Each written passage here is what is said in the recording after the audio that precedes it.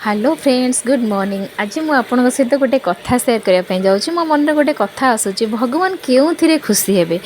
ए प्रश्नर उत्तर समस्त भिन्न भिन्न आसब किंतु ए प्रश्नर उत्तर देवाई 90% लोक या कहते कि मो सोमवार आइंस खाएनी, मो मंगलवार आइंस खाएनी, मो गुरुवार खाएनी, किए कहे मो शनिवार भी खाएनी। किंतु मु कहि 90% लोक ये सब दिन गुड़िक सकाल राति पर्यंत कौन कौन सब करती तार हिसाब रखती कि कहीं यार हिसाब रखते किंतु मो मतरे ये दिन गुड़िक निजक थे पचार दरकार आज मु किसी भूल करदेनी तो, आज मु क्या मन में दुख कष्ट और अपमान देला भाया किसी कथा कहीदेनी तो, आज मु कह लांच नहीं तो, आज मु क्या ठकी देनी तो, आज मु कह चुगली करदेनी तो।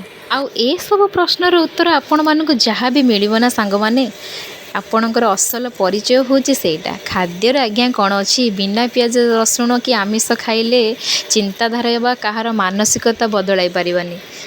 भगवान सबुबले आम खाऊथिबा खाद्यर नुहे आमे करुथिबा कर्मर ही हिसाब रखती।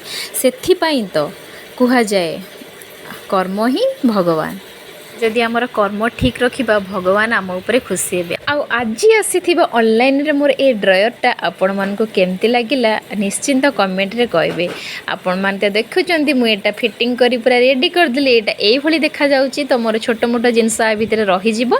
तो आशा करची आज मिनी व्लॉगटा आपण मानको निहाती भलो लागिथिबो। जदि भल लागिला गोटे लाइक शेयर सब्सक्राइब ते निहाती करिवे जहाँ मते आगु सपोर्ट मिलिबो। रहुची जय जगन्नाथ।